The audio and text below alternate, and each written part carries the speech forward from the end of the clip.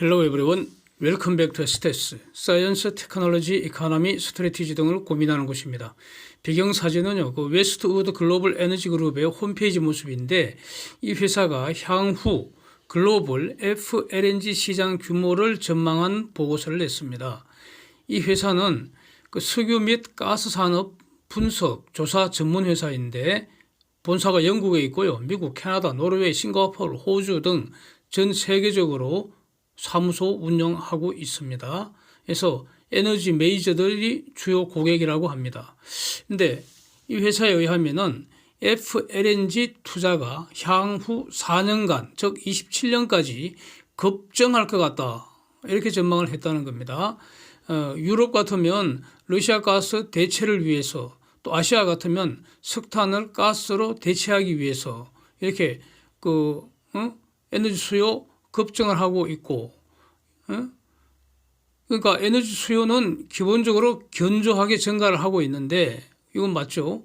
여기에다가 지금 그 유크레인 전쟁 이후로 에너지 안보 문제까지 가세를 해서 단기 및 중기 에너지 수요에 대응을 하기 위해서 가장 좋은 수단이 FLNG다, 뭐 이런 겁니다. 그래서 구체적으로 보면은 웨스트우드 전망하기를 27년까지 추가로 연간 1830만 톤 용량의 FLNG가 가동을 시작을 한다. 즉 생산을 개시할 것 같다. 이렇게 추정을 했고요. 이렇게 하기 위해서는 제일 우리한테 관심이 있는 거, 그러니까 조선사, 삼성중공업이 관심이 있는 거는 EPC 계약 따내는 거죠. 그 발주 수주 받는 거 아닙니까? 그 EPC 계약, 엔지니어링, 프로큐어먼트, 컨스트럭션, 설계하고 조달하고 건조하는 거. 그래서 가령 하여튼 이 규모가, EPC 시장 규모가 대략 한 130억 달러 될 것 같다. 이렇게 전망을 했습니다. 그러면 27년 이후는 어떤가? 더 늘어난다는 겁니다. 27년 이후에는 추가로 EPC 규모가 대략 한 220억 달러 설비 용량으로 연산 3,650만 톤 FLNG 가동 시작할 것 같다. 이렇게 전망을 했습니다. 그러면 요 두 개 합하면 대략 연산 한 5,500만 톤 규모 FLNG가 추가로 투자된다. 이런 거 아닙니까? 이게 어느 정도이냐? 지금 그 삼성중공업이 최대로 만든 FLNG가 프리루드 아닙니까? 쉘이 발주한 거죠. 이게 대략 한 12년 전입니다. 지금 호주에서 가동하고 있는 거죠. 그래서 프렐루드 이후로 현재까지 전 세계에 5척 1210만 톤 정도 FLNG가 가동하고 있다는 겁니다. 5척 1210만 톤. 그러면 저 중에서 한국이 만든 것이 제가 더해보니까 1140만 톤이고요. 1140만 톤 중에 대우가 만든 게 한 개 있습니다. 120만 톤 용량이고 페트로나스의 사투입니다. 사투. 요거 빼고 나면은 삼성중공업이 전 세계 1210만 톤 중에서 1020만 톤을 삼성중공업이 만들었다 이겁니다. 그래서 세계시장 점유율은 84.3%입니다. 여기에 추가로 금년 초에 페트로나스의 세 번째 FLNG인 T가 200만 톤짜리, 이거 지금 삼성이 수주해서 지금 만들고 있지 않습니까? 그래서 FLNG 경쟁력은 삼성중공업이 압도적이다. 이렇게 평가를 하는 거 아니겠습니까? LNG 수입 설비 용량이 최근에 급증하고 있는 게 유럽 아닙니까? 그래서 21년보다 한 34% 이상 이 수입 설비 용량이 급증을 해 있다. 향후 2년간 하루에 6.8 BCF, B가 빌런이니까, 즉 하루에 68억 큐빅피트 이 정도 저장할 수 있는 그 설비 용량이 계속 늘어날 것 같다. 이렇게 이거는 이제 미국의 에너지 정보청 EIA가 전망을 했다고 이제 하고 있습니다. 그래서 기본 그렇다면은 유럽에 저렇게 이제 급증을 했는데, 그러면 저 수입 설비에 LNG 채우고 사용하고 그럼 또 채우고 또 사용하고 이렇게 무한 반복되는 거 아닙니까? 그러면은 저 설비에 채울 LNG 어디서 가져오겠습니까? 아마도 뭐 상당 부분은 뭐 카타르 같은 데서 이제 가겠지만은 적지 않은 부분이 결국 삼성중공업이 만든 FLNG에서 생산을 해서 한국이 만든 LNGC에 실어서 배달하지 않겠습니까? 단적인 예가 이거 아닙니까? 모잠비크에 있는 코랄술에서 만든 LNG, 그거 지금 한국이 만든 LNGC에 싣고 유럽으로 지금 계속 배달을 해주고 있다는 겁니다.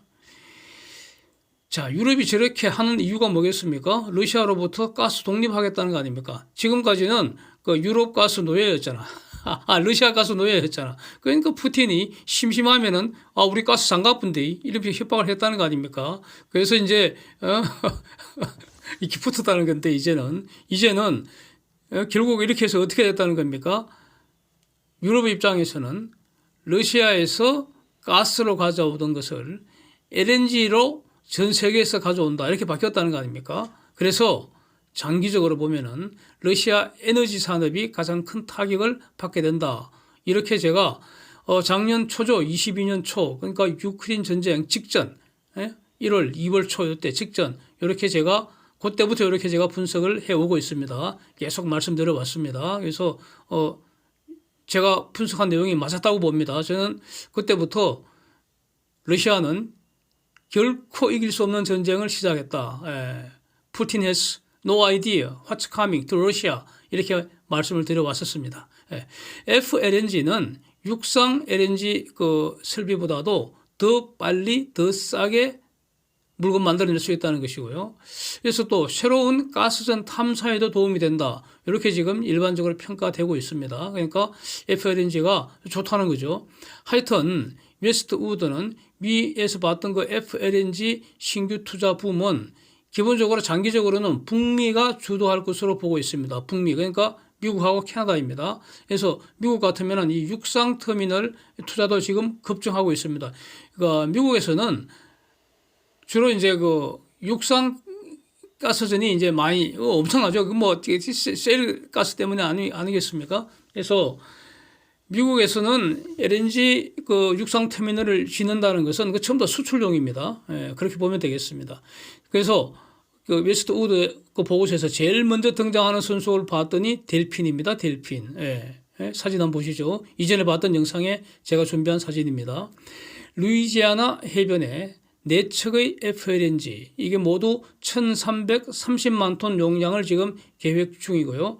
26년부터 LNG 공급한다는 계획인데 이거 제1호 FLNG 발주가 임박한 것이라고 이전 영상에서 말씀드렸지 않습니까? 그래서 2분기 중에 이제 4, 5, 6월 이 2분기 중에 이 삼성중공업이 수주가 유력한 거 아닌가 이렇게 개인적으로 이렇게 이제 정리하고 있고요. 2호 발주를 위한 기초작업. 이 기초작업이 제일 중요한 게, 그러니까 여기서 만들어질 LNG 판매 계약을 미리 확보하는 거, 요걸로 이제 짐작이 되는데, 요것도 지금 잘 진행 중이다. 이런 보도가 계속 이어지고 있습니다. 그러면은, 이러면 연말경에, 델핀 FLNG 2호 수주도 기대할 수 있는 거 아닙니까? 네. 캐나다에서는 1,750만 톤 규모 이렇게 FLNG 3건의 프로젝트가 추진 중이라고 합니다. 지금 알려져 있는 거는 세다 FLNG인데 이 말고 2건이 더 있는 모양입니다. 근데 이제 웨스트우드는 자기들이 아는 한 2028년 이전에 상업 생산 개시할 캐나다 FLNG 프로젝트는 자기들은 알지 못한다고 이렇게 말하고 있습니다. 그런데 그래서 이제 웨스트우드에 의하면은 캐나다 프로젝트는 미래 먹거리, 28년 이후 먹거리 이렇게 분류를 하면 될 것 같은데, 그런데 제가 알기로는요, 세다 FLNG 이 프로젝트는 이미 삼성중공업하고 블랙앤비치 팀이 FEED 설계를 다 마친 상태고요.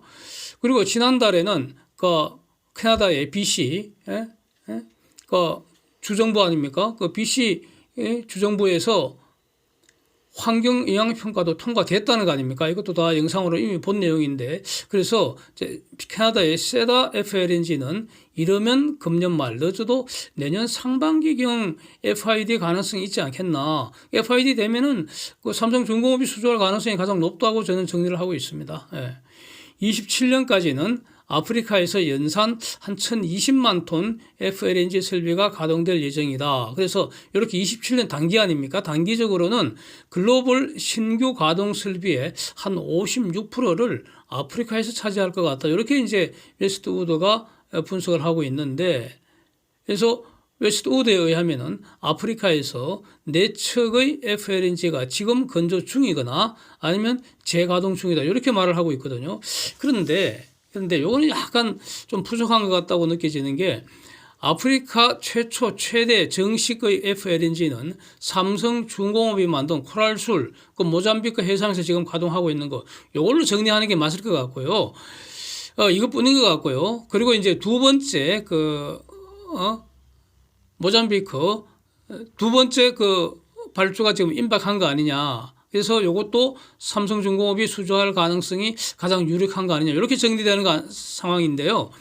이 외에도 지금 나머지 지금 웨스트우드가 지적하고 있는 거는 저는 별로 주목할 만한 것이 없어서 별로 다루지 않는 그런 내용인데, 일단 웨스트우드가 저렇게 보고서에 냈기 때문에 한번 정리는 해보겠습니다. 가령 모리타니나 세네갈 해상에서 BP가 개발하고 있는 그거는 골라 LNG가 GIMI라고 기미 또는 치미, 요 기미 FLNG 요거는 퇴역한 LNGC, 그러니까 고물배죠. 이제 그 쓰레기장으로 보내야 되는데, 그래서 방글라데시나 인도로 보내야 되는데 퇴역해야 할 LNGC들 FLNG도 리모델링한 겁니다. 저게 이제 23년 4분기에 생산 개시된다고 하고요. 아주 소규모입니다. 소규모. 콩고 공화국에서도 애니가 추진하는 게 있는데, 탕고 FLNG 이것도 골라 LNG하고 비슷한 방식이고요. 이것도 소규모입니다. 또 콩고에서 두 번째 FLNG를 중공업이 윗선 중공업에서 지금 만들고 있는데, 이게 이제 25년에 인도될 예정이라는 건데, 이것도 소규모입니다. 다만 아프리카 FLNG는 육상 LNG보다도 보안상 유리한 점, 이걸 아마 널리 인식을 하는 것 같습니다. 이것도 이전 영상에서 저도 여러 번 이런 말씀을 들어왔는데, 이런 내용을 지금 웨스트우드도 같이 지적을 하고 있습니다. 그래서 우리로서는 코랄술 넘버 2 빨리 발주하는 것, 이게 안고 아닐까 싶습니다. 미국 걸프 오브 멕시코에서 델핀과 유사하게 뉴 포트리스 에너지, 요런 회사도 5척의 FLNG 추진 중이라는 보도, 이것도 작년 가을부터인가 계속 이어졌습니다. 근데 이걸 저는 영상에서 다루지 않았는데 연구하니, 이거는 말이죠. 새로 발주하는 게 아니고 기존에 있던 잭업 설비 같은 거 이런 거 리모델링하는 그런 방식이라는 겁니다. 그래서 우리한테는 별로 흥미가 없죠. 그래서 다루지를 않았습니다.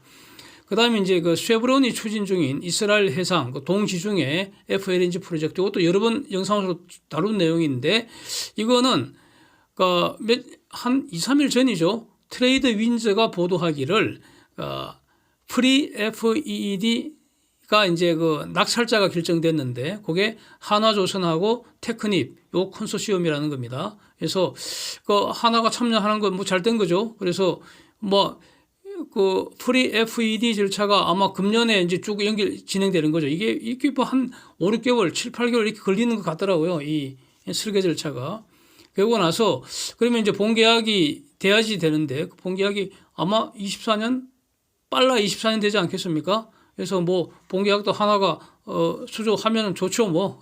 한국이 하는 거니까. 근데 여기까지 이렇게 볼 때 매우 흥미로운 거, 러시아는 아예 관심이 없는 것 같습니다. 취급도 안 하잖아요. 그렇습니다. 그 다음에 이제 웨스트우드의 코멘트가 매우 인상적입니다. 지금 이제 FLNG가 많아지니까 FLNG끼리 경쟁을 해야 되는 거 아니냐. 그러니까 FLNG 차별화 요소가 중요하겠다. 이런 코멘트를 하는데, 이거 상당히 재미있습니다. 그래서 여러 가지 생각을 해봤습니다. 어저께 다른 영상에서도 이런 말씀을 드렸는데, LNG라고 해서 다 같은 LNG가 아니다. LNG 탄소 발자국 줄여야 한다. 요거 매우 중요하다. 저는 이렇게 보고 있거든요. 그래서 FLNG 운영 과정에서 FLNG라는 게 결국 LNG 만드는 그 기계일 뿐이니까 LNG 탄소 발자국 줄인다는 것은 FLNG 운영 과정에서 탄소 배출 줄여야 한다. 같은 말 아니겠습니까? 그래서 이게 바로 차별화 핵심 요소 아닐까 이렇게 되는데 이 외에도 FLNG 자체 이제 기술 혁신을 해야 될 텐데 가령 그러니까 FLNG 자체의 기술 혁신하기 위해서는 이거 LNG 가스를 LNG로 만들어서 저장을 해야 되니까 액체로 저장을 해야 되니까 요거 LNG 자체의 기술력 당연히 갖고 있어야 되고요. 매우 중요하고요. 잘못하면은 폭발하면 망가지는 거니까. 그래서 LNG 그 자체를 취급하는 최고의 기술력 당연히 전제가 되는 것이고요. 거기에 더해서 이게 지금 바다에 자리를 잡고 제자리에 떠 있어야 하잖아요. 이거 굉장히 어려울 거 아닙니까? 엄청난 태풍 또 조류 이런데 흔들림 없이 딱 떠 있어서 그것도 크게 자꾸 오차범위로 많이 흔들리면 안 되잖아요. 왜냐하면은 파이프 통해서 바다에서 해저에서 깊으면 수천 미터인데 가스를 뽑아 올리고 있는데 흔들리면 가스파이프 부러질 거 아닙니까? 그러니까 흔들림 없이 태풍이 와도 흔들림 없이 떠 있는 이 기술 어렵겠죠, 이거? 예. 그게 배 바닥 뒤에 앞에 3개, 뒤에 3개, 6개 독립적으로 360도 회전하는 추진 프로펠러가 있다는 거죠. 요거 24시간 365일 수명 기간 동안 계속 작동을 시켜야 하는 겁니다. 그래서 떠 있는 겁니다. 제자리에.